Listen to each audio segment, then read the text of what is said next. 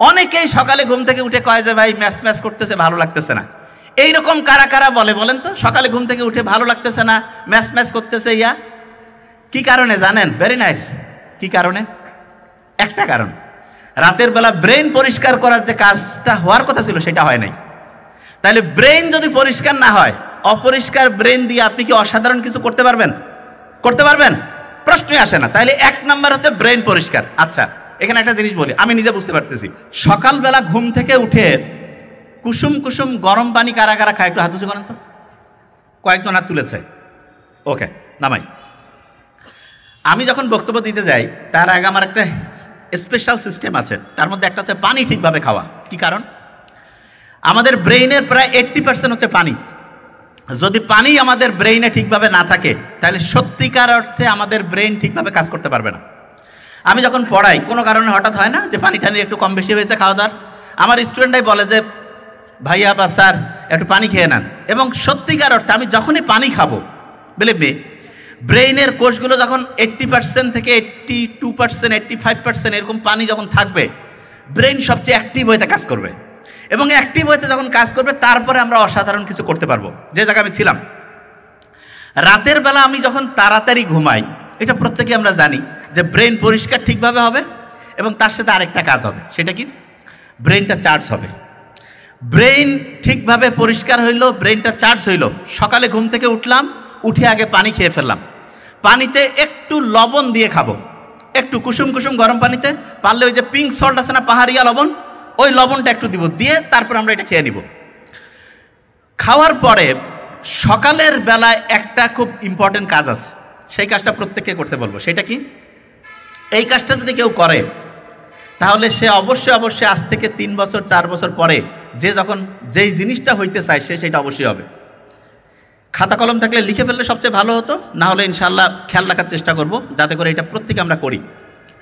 যে যেটা হইতে চায়, ধরা যাক যে আমি বিসিএস ক্যাডার হইতে চাই, আমি ইউনিভার্সিটির টিচার হতে চাই, আমি হচ্ছে যে বড় ব্যবসায়ী হতে চাই, আমি নিজে কোনো হচ্ছে বড় কোম্পানি দিতে চাই, যে যেটা হইতে চায় তাকে সেটা লিখে ফেলতে হবে। যে ভাই কি বলেন? হ্যাঁ, তাকে লিখে ফেলতে হবে যে আমি বিসিএস ক্যাডার হয়ে গেছি, হইতে চাই না, মানে ওইটা তো হইতে চাচ্ছে কিন্তু সে লিখে ফেলবে আমি বিসিএস ক্যাডার হয়ে গেছি, আমি বড় ব্যবসায়ী হয়ে গিয়েছি, আমি ইউনিভার্সিটির প্রফেসর হয়ে গিয়েছি।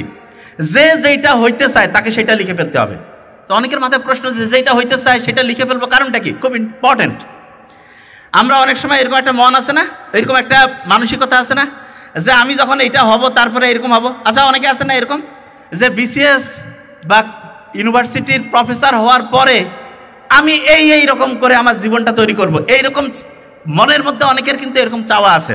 ইন্টারেস্টিং জিনিস, আপনি মনের মধ্যে যখন বলেন যে আমি এটা হইতে চাই, কিন্তু আপনি ওইটা লেখেনও নাই এবং হয়ে গেছে এই চিন্তাটা মাথায় আনেন নাই, হইতে চান লেখেন নাই, তাহলে বিশ্বাস করেন আপনার সফল হওয়ার সম্ভাবনা কত পার্সেন্ট জানেন? কত পার্সেন্ট? প্রতি 100 জনে 4 জন মানুষ অসাধারণ হইতে পারে, একদম অসাধারণ। সেই 4 জন কারা? এইটা নিয়ে সব সময় গবেষণা হয়েছে। এবং ওই যে বললাম হার্ভার্ড বিজনেস স্কুলে যে গবেষণাটা চলছিল, সেখানে দেখা গিয়েছে 100 জনের মধ্যে 4 জন লিখছে আমি ওইটা হইতে চাই, এবং ওই রকম হওয়ার জন্য সে কি করছে? গোটাল পরিকল্পনা লিখে ফেলছে। যারা পরিকল্পনা সহ লিখে ফেলবে তারা সফল হবে। যে যেটা হইতে চায় সেটা পরিকল্পনা সহ লিখে ফেললে ইনশাআল্লাহ সে সফল হবে। আমরা যদি পরিকল্পনা সহ না লিখি তাহলে অসাধারণ হইতে পারবো না। অ্যাটেনশনের প্রথম বর্ণ কি ছিল? এ না? এ। তারপরের বর্ণটা কি? টি। দুইটা সময় আপনার জন্য খুব ইম্পর্টেন্ট। একটা হচ্ছে ঠিক ঘুমানোর আগে আমাদের ব্রেইনে একটা ওয়েভ তৈরি হয়, যেটার নাম হচ্ছে থিটা ওয়েভ। কি ওয়েভ নাম? থিটা। ওই সময় আপনি যেই কথাটা বলবেন সেই কথাটা সরাসরি আপনার শর্ট টার্ম থেকে লং টার্মে চলে যাবে। তার মানেটা কি? তার মানে সহজ করে বলতে পারে ওইটা আপনার হচ্ছে যে বিশ্বাসের যে অংশ সেইখানে চলে যাবে।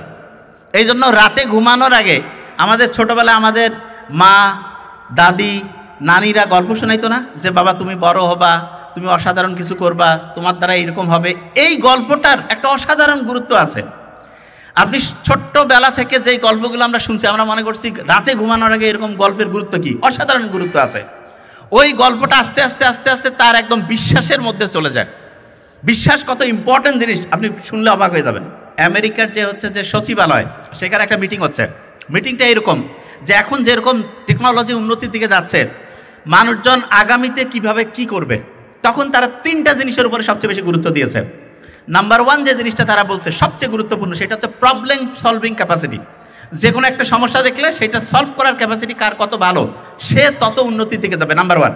কেউ কি ফরমালিনের জুস খাবে? ফরমালিনের কেউ খাবে না। 1997, তার মানে 1997 সালের আগ পর্যন্ত আমেরিকায় কিন্তু ফরমালিন কোনো খারাপ জিনিস হিসেবে ছিল না। বলতো যে ফরমালিন এটা খাদ্যদ্রব্যে ব্যবহার করা যাবে, সমস্যা নেই। 97 পরে FDA, আমেরিকার যে ফুড এবং ড্রাগ অ্যাডমিনিস্ট্রেশন, তারা সিদ্ধান্ত নিল যে না, ফরমালিন যদি কেউ রেগুলার খাবারের সাথে শরীরের মধ্যে যায় তাহলে কিডনি, লিভার এই জিনিসগুলো আস্তে আস্তে ধ্বংসের দিকে চলে যায়। তার মানে ফরমালিনের মতো একটা খারাপ জিনিস আমেরিকার মতো জায়গায় মাত্র 1997 সালের আগ পর্যন্ত ওরা জানতোই না এত খারাপ। তাই এখন মানুষের জন্য বিজ্ঞানের অনেকগুলো ব্যবহার আছে যেগুলো আমরা ব্যবহার করি, কিন্তু মনে করি যে না, এটার খারাপ কি, কতটা খারাপ এটা নিয়ে তো প্রমাণ হয়নি। প্রমাণ হইতে একটা জিনিস কিন্তু টাইম লাগে, এবং আল্লাহ যে মানুষকে বানিয়েছেন উনি জানেন যে কোনটা মানুষের জন্য খারাপ হবে, কোনটা ভালো হবে। আজ থেকে 5, 7, 10 বছর আগেও যে কেউ জানতো রাতে বেশিক্ষণ পর্যন্ত পড়লে অসাধারণ স্টুডেন্ট হইতে পারবেন না। এখন আমরা জানি কি, রাতে তাড়াতাড়ি আপনি ঘুমাবেন, তাড়াতাড়ি ঘুম থেকে উঠবেন, আপনি অসাধারণ স্টুডেন্ট হবেন। এবং দ্বিতীয় আরেকটা ব্যাপার আছে, এই যে আপনারা যারা ইউনিভার্সিটিতে পড়েন দেখবেন বেশিরভাগ ক্ষেত্রে স্টুডেন্টরা ফ্রেন্ডশিপের নামে, ফ্রেন্ডশিপ বন্ধুত্বপূর্ণ সম্পর্ক, ওকে ফাইন, কিন্তু ইসলাম সবসময় যেটা করছে সেটা হচ্ছে নারী পুরুষের অনিয়ন্ত্রিত ব্যবহারে একটা বিধিনিষেধ দিয়েছে। কেন? কারণ নারী পুরুষের যে আকর্ষণটা, এইটা থেকে একটা শয়তানের প্রভাবে খারাপ কিছু হইতে পারে। অনেক ভালো ভালো স্টুডেন্ট যে অসাধারণ কিছু করতে পারে নাই, এইটার একটা বড় কারণ হচ্ছে ধর্মীয় বিধান থেকে সে দূরে চলে গেছে। হ্যাঁ, অনেকে বলতে পারে যে ভাই, অনেকে তো আছে ধর্মীয় বিধান মানে নাই কিন্তু তারপরে সে ভালো রেজাল্ট করছে। হ্যাঁ, ভালো রেজাল্ট করছে ঠিক, সে যদি ধর্মীয় বিধান মানতো তার চাইতে ভালো রেজাল্ট করতো। কারণ একটা মানুষের অসাধারণ ক্যাপাসিটি কত দূর সেটা কিন্তু সে সর্বোচ্চ পরিমাণ ব্যবহার না করা পর্যন্ত জানতে পারে না। ধরা যাক একটা স্টুডেন্ট অসাধারণ, কিন্তু সে খারাপ খারাপ বৈশিষ্ট্যের কারণে একদম অসাধারণ হয়নি, অন্যের চেয়ে একটু ভালো হয়েছে, কিন্তু তার কোয়ালিটি ছিল এমন কিছু করার যেটা হচ্ছে বাংলাদেশের ইতিহাস পার হয়ে ওয়ার্ল্ডের যে কোনো জায়গার সাথে সে বিট দিত, যে কাউকে হারাই দিতে পারত। তা প্রত্যেক শিক্ষার্থীকে যে জিনিসটা মাথায় রাখতে হবে যে আল্লাহ যে ফর্মুলাগুলো দিয়েছে সেই ফর্মুলাগুলো যদি আমরা মানি, তাহলে এখনো যেটা আবিষ্কার হয় নাই আল্লাহ বলছে সেইটা মানলে অবশ্যই আমরা সাকসেসের দিকে যাইতে পারবো। যেমন ইসলামের কথা আছে না যে তাড়াতাড়ি ঘুমাও, তাড়াতাড়ি ঘুম থেকে উঠো। এইটা তো যারা আজ থেকে কয়েক বছর আগেও যারা ইউনিভার্সিটিতে ফার্স্ট সেকেন্ড হইতো, বেশিরভাগজন কি বলতো যে সারা রাত জেগে পড়তে হবে তাহলে রেজাল্ট ভালো হবে। কিন্তু এখন আমরা কি জানি, সারা রাত জেগে পড়তে হয় না।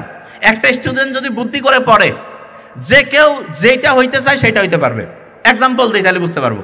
যেমন ধরা যাক কেউ বিসিএস অফিসার হইতে চায়, বিসিএসের জন্য যে প্রিলিমিনারি যে পরীক্ষা আছে, প্রথম যে পরীক্ষাটা, সেই পরীক্ষাটার জন্য গড়পড়তা 30,000-এর মতো এমসিকিউ পড়তে হয়। 30,000 গড়পড়তা, 30,000 এমসিকিউ যদি কারো মাথায় থাকে, ওইটার সাথে রিলেটেড জিনিস দিয়ে মোটামুটি পরীক্ষা প্রশ্ন আসবে।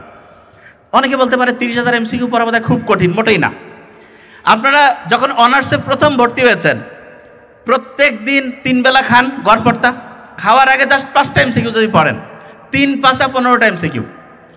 1 মাসে 450 এমসিকিউ, 1 বছরে 12 দিয়ে যদি আপনি গুণ করেন প্রায় 5 থেকে 6,000 এমসিকিউ। আপনি যদি এরকম করে অনার্স কমপ্লিট করতে করতে 4 বছরের মতো টাইম যায়, তাহলে আপনার প্রায় 24 থেকে 25,000 এমসিকিউ পড়া হবে। জাস্ট 5টা এমসিকিউ, 5টা এমসিকিউ পড়তে কিন্তু 2 মিনিট টাইম লাগে। কিন্তু স্টুডেন্টটা পড়ে না কেন?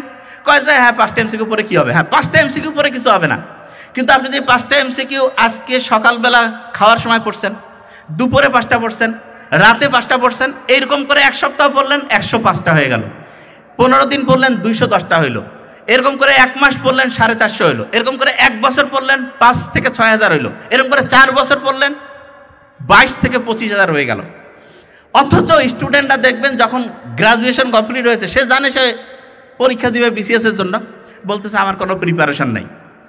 এই যে বিসিএস আমি দিব, তাইলে আমার প্রিপারেশনটা আমি যখন যেই দিন থেকে ইউনিভার্সিটিতে ভর্তি হয়েছি সেই দিন থেকে আমি যদি চাই প্রত্যেক দিন সকালে 2 থেকে 5 মিনিট, দুপুরে 2 থেকে 5 মিনিট, রাতে 2 থেকে 5 মিনিট দেওয়া কি কোনো কঠিন কাজ? বুঝি নাই, আমার কথা বুঝতে পারিনি। যে কোনো একটা স্টুডেন্ট যদি খাওয়ার সময় 2 থেকে 5 মিনিট দেয়, 5টা করে এমসিকিউ তার আয়ত্তে চলে আসবে। এবং এইরকম করে একদিনে সে 15টা জাস্ট এমসিকিউ, 1 মাসে 450। এইরকম করে যদি সে 1 বছর পরে প্রায় 5 থেকে 6,000, 4 বছরে প্রায় 22 থেকে 25,000 MCQ পড়ে ফেলতে পারে। তার মানে জাস্ট খাওয়ার সময় এই টাইমটা যদি সে প্রত্যেকদিন একটু একটু করে কাজে লাগায়, দেখা যাবে গোটাল প্রিলিমিনারির যে তার সিলেবাস 80 থেকে 85% তার আয়ত্তে চলে আসছে। আচ্ছা, আপনাদের খুব কঠিন লাগে এখানে যারা আছেন BCS এর ক্ষেত্রে যে কোনো একটা সাবজেক্ট বলেন তো খুব কঠিন লাগে কোনটা? যে কেউ কোনটা? ম্যাথ। আচ্ছা, অনেকে বলছে ম্যাথ। আচ্ছা, একটু একটু জাস্ট বলি, ম্যাথের মধ্যে আর কি কঠিন লাগে? ইংলিশ। তারপর আচ্ছা, সবচেয়ে বেশি কঠিন আমি একটু বলি, ম্যাথে তো মাত্র 15 দুগুণে 30 মার্ক না? বেশি তো সাবজেক্ট আছে হচ্ছে ইংরেজিতে 35। ইংলিশের যে জিনিসটা আপনাদের কঠিন লাগে আমি একটু বলি, এইটা আপনারা পড়েন যেভাবে, এটা হচ্ছে রুলস মুখস্থ করে পড়েন, এইটা সবচেয়ে ভুল। ইংলিশে যদি কেউ অসাধারণ রেজাল্ট করতে চান রুলস মুখস্থ করে পড়লে হবে না, ইংলিশ পড়তে হবে আপনাকে ঘটনা আর গল্প দিয়া।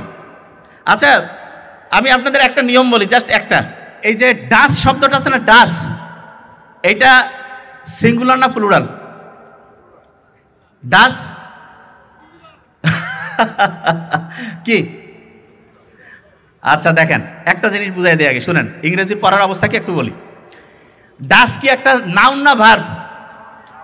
হ্যাঁ, এটা ভার্ব। শোনেন, একটা সহজ বুদ্ধি শিখাই আপনাদের একটু, আপনাদের ইংরেজিটা কেন ভুল হয় সেটা বলি। ভার্বের শেষ বর্ণ যদি এস থাকে তাহলে খেয়াল রাখবেন সিঙ্গুলার। বলেন তো আমার সাথে, ভার্বের শেষ বর্ণ এস থাকলে কি? শেষ বর্ণ এস থাকলে তাহলে ডাসের শেষ বর্ণ কি? তাহলে এটা কি? ওয়াস, এটা শেষ বর্ণ কি? তাহলে কি হবে? গোস, এটা শেষ বর্ণ কি? বলেন না কেন? তাহলে সিঙ্গুলার না প্লুরাল? ইটস, এটা শেষ বর্ণ কি? তাহলে এটা সিঙ্গুলার না প্লুরাল? প্লেস, এটা শেষ বর্ণ কি? তাহলে এটা কি? সিঙ্গুলার। শুনেন, প্রত্যেকটা বাক্য যে আছে না, প্রত্যেকটা বাক্যের একটা বাচ্চা আছে, একটা সন্তান আছে, সেই সন্তানটা হচ্ছে ভার্ব। প্রত্যেকটা বাক্যের, যে ভাই এটা আবার কেমন কথা, প্রত্যেকটা বাক্যের সন্তান হচ্ছে কি? ভার্ব। এখন এই যে ভার্বটা আছে, এই ভার্বের নিচে একজন আব্বা আম্মা আছে, ভার্বের আব্বা আম্মা হচ্ছে সাবজেক্ট। ভার্বের আব্বা আম্মা কি? সাবজেক্ট। একটু খালি বলি, তাহলে আপনি বলেন তো, বাবা মা যে এরকম হবে সন্তানটা এরকম হবে না? বাবা মা যে এরকম সন্তানটা এরকম। আচ্ছা, আমাকে বলেন তো, বাবা মা যদি হয় ভালো, সন্তানটা কেমন হবে? বাবা মা যদি খারাপ হয়, সন্তানটা? আচ্ছা, এবার বলেন তো, বাবা যদি সিঙ্গুলার হয় সন্তান কি হবে? Very fine. তাহলে বলেন তো, সাবজেক্ট যদি সিঙ্গুলার হয় ভার্বটা কি হবে? সাবজেক্ট যদি প্লুরাল হয় ভার্বটা কি হবে? এই তো সহজ জিনিস। তাহলে subject singular, verb singular, subject plural, verb plural, জিনিসটা কি বুঝতে পারছেন? আচ্ছা, এবার আপনি দেখেন তো, হি এর সাথে আপনি হি সিঙ্গুলার না প্লুরাল? এই কথা কন না কেন? হি একজন, সিঙ্গুলার না প্লুরাল? একজন মানে সিঙ্গুলার। তাহলে এর সাথে কি ইস বসে না? ইসের শেষ বর্ণ কি? এস। গোস বসে না? গোস, এর শেষ বর্ণ কি? হ্যাস বসে না? হ্যাস, এর শেষ বর্ণ কি? ডাস বসে না? ডাস, এর শেষ বর্ণ কি? ওয়াস বসে না? এর শেষ বর্ণ কি? তার মানে সাবজেক্টটা সিঙ্গুলার হলে ভার্বটা সিঙ্গুলার। আমি বুঝতে পারছি আপনাদের, জাস্ট একটু জাস্ট দেখলাম আপনাদের সমস্যাটাকে। আমি বলি, আপনারা যখন পড়তে যান না, মুখস্থ পড়েন না। ইংলিশে আমি একটা জিনিস বলি, ইংরেজিতে কখনো হচ্ছে রুলস মুখস্থ করতে যাবেন না, নেভার ইভার রুলস মুখস্থ করবেন না। ইংরেজিতে আপনার ঘটনা আর গল্প দিয়ে শুনবেন। আচ্ছা, আপনাদের যে ইয়াতে যে গালে পরিষ্কার করার জন্য, মানে চকচকা হওয়ার জন্য একটা ক্রিম মাখেন, কি জানি নাম সবচেয়ে? Fair and lovely. Fair and lovely. আচ্ছা, দেখেন আপনার পড়াচ্ছি জিনিসটা দেখেন। আচ্ছা, বলেন তো, এই একটা সহজ বুদ্ধি শিখাই দেই। ভেরি শব্দটা চিনছেন? ভেরি একটু দেখি, ভেরি দিয়ে যে শব্দটা মিলে যায় না, সেটা হচ্ছে একটা অ্যাডজেক্টিভ হবে। কি হবে বলেন তো? অ্যাডজেক্টিভ। বলেন তো, ভেরি ফেয়ার মিলছে কি মিলে নাই? বলি না, ভেরি গুড মিলছে না? ভেরি ব্যাড, তাহলে ভেরি ফেয়ার মিলছে না? মিলছে। যেটা মিলে যাবে সেটা হচ্ছে অ্যাডজেক্টিভ। তাহলে বলেন তো, ফেয়ার শব্দটা কোন পার্টস অফ স্পিচ? অ্যাডজেক্টিভ। আর লাভলি শব্দটা আছে না, খেয়াল রাখবেন একই জাতীয় জিনিস যুক্ত হবে। তাহলে ফেয়ার শব্দটা যদি অ্যাডজেক্টিভ হয়, লাভলি শব্দটা কি হবে? কি হবে? বুঝেন নাই? খাতা কলম থাকলে আচ্ছা আচ্ছা ঠিক আছে। আচ্ছা, আমরা যে জায়গায় ছিলাম একদম শেষের দিকে মূল কথার মধ্যে যাই। এখানে যারা যারা জীবনে যেই জিনিসটা হইতে চান, প্রত্যেকে আগে 1 নম্বর জিনিসটা আমি বলে রাখি, যেইটা হইতে চান সেইটা আগে লিখে ফেলবেন 1 নম্বর। 2 নম্বর হচ্ছে, ওই যে প্রথম যে একটা জাহাজের মধ্যে যে যাচ্ছিল, খেয়াল তো হারাই ফেলছেন আমি জানি, জাহাজের মধ্যে যে কয়টা সুইচ টিপ ছিল? 2টা সুইচের মধ্যে প্রথম সুইচটা যখন টিপ ছিল, একটা দরজা বন্ধ হয়েছিল না? আরেকটা সুইচে আরেকটা দরজা বন্ধ হয়েছে। তা ওই ক্যাপ্টেনকে জিজ্ঞেস করতেছে ওই তরুণ যে এই যে দুইটা দরজা যে বন্ধ হইলো এটা দিয়ে আসলে আপনি কি বুঝাইলেন? বললো যে প্রথম সুইচটা দিয়ে আমি যেই দরজাটা বন্ধ করছি এটা হচ্ছে অতীতের দরজা। কিসে? যে অতীত। তার মানে আপনি যখন হচ্ছে একটা কাজ করতে যাবেন তখন অতীতের কি হইতে পারতেন, কি হইতো, এই চিন্তাটা বাদ। আরেকটা যে সুইচ আছে সেটা দিয়া যে ভাইয়া এটা দিয়ে ভবিষ্যতের দরজা বন্ধ, তাইলে কি করতে হবে? বর্তমান যে সময়টা আছে প্রেজেন্ট, এইটাকে ঠিকভাবে কাজে লাগাইতে হবে। তার মানে অতীতের দরজা বন্ধ, ভবিষ্যতের দরজা বন্ধ, বর্তমানের যে টাইমটা আছে এইটাকে সবচেয়ে বেশিভাবে কাজে লাগাইতে হবে। আমরা এখানে যারা আছি এই টাইমটাকে যদি সবচেয়ে ভালো করে কাজে লাগাই, এই বৈশিষ্ট্যটা যদি মাথার মধ্যে নিতে পারি, তাহলে আমরা সারা দুনিয়ার মধ্যে সবচেয়ে সেরা হইতে পারবো। তা আমরা সেরা হইতে পারি না, তার একটা বড় কারণ হচ্ছে বর্তমান যে টাইমটা আছে এই টাইমে আমি অতীতে চিন্তা করে কি করতে পারতাম, ভবিষ্যতে কি হবে আল্লাহ জানে। এই দুশ্চিন্তা এবং আগের এই যে মনের মধ্যে একটা খারাপ চিন্তা, এই দুইটার কারণে জীবনটা ব্যর্থ হয়ে যায়।